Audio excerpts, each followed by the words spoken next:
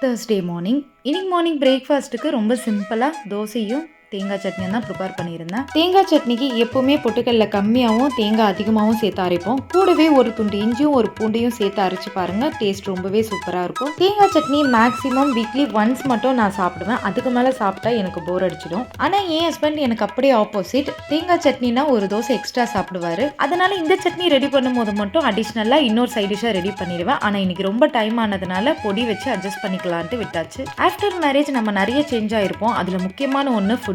நமக்கு ஒன்று பிடிக்கும், பட் ஆனால் வீட்டில் இருக்கவங்களுக்கு அது பிடிக்காது. நான் ஓரளவுக்கு அட்ஜஸ்ட் பண்ணி சாப்பிட்ற மாதிரி இருக்க ஃபுட்டாக இருந்தால் சாப்பிட்ருவேன். எனக்கு சுத்தமாக பிடிக்காது அப்படின்னா எனக்குன்ட்டு நான் தனியாக ப்ரிப்பேர் பண்ணிப்பேன். நீங்கள் எப்படின்றத மறக்காமல் கமெண்ட் பண்ணுங்கள். இன்றைக்கி என் பாப்பாவோட ஸ்நாக்ஸ் பாக்ஸ் ரெசிபியில் மக்கானா ஃப்ரை பண்ணி வச்சுட்டு கூடவே நட்ஸும் பனானாவும் வச்சு பேக் பண்ணி கொடுத்து அனுப்பியாச்சு.